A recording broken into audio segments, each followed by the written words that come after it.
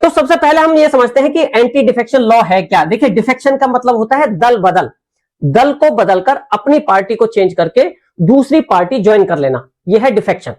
तो इस डिफेक्शन के अगेंस्ट में यह बिल है, यह कानून है कि कोई व्यक्ति, चाहे वो एमपी हो चाहे वो एमएलए हो, जिस पार्टी से उसने चुनाव लड़ा है, वो जीता है, अब उस पार्टी को वो छोड़कर नहीं जा सकता। अगर उस पार्टी को छोड़कर वो कोई और दल ज्वाइन कर लेता है तो वो उस पार्लियामेंट का, उस हाउस का मेंबर नहीं रह पाएगा। अब बात यह है कि जो ये एंटी डिफेक्शन लॉ है, इसकी जरूरत क्यों पड़ी, वो क्यों लाना पड़ा। देखिए, ये बात है लगभग 1967 की, जो बताया जाता है कि एक एमएलए थे गयालाल, हरियाणा विधानसभा में, है ना, वो एक इंडिपेंडेंट मेंबर के रूप में चुन के आए, वो इंडिपेंडेंट एमएलए बने। एमएलए बनने के बाद उन्होंने कांग्रेस पार्टी ज्वाइन कर ली। पार्टी ज्वाइन करने के कुछ ही टाइम में उन्होंने पार्टी को छोड़कर जो कांग्रेस का जो एंटी दल था वो ज्वाइन कर लिया।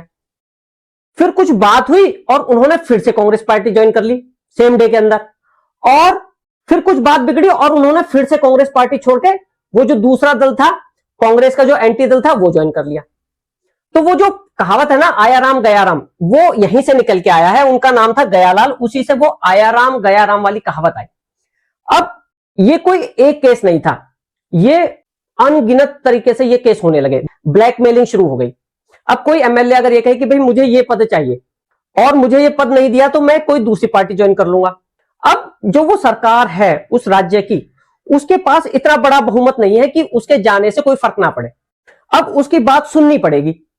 तो ऐसा बहुत जगह हुआ, जब सरकारें गिर गई, ब्लैकमेल होने लगी, करप्शन उसमें बहुत ज्यादा बढ़ गया, तो एक जरूरत यह महसूस हुई कि भाई ऐसा कोई कानून लाया जाए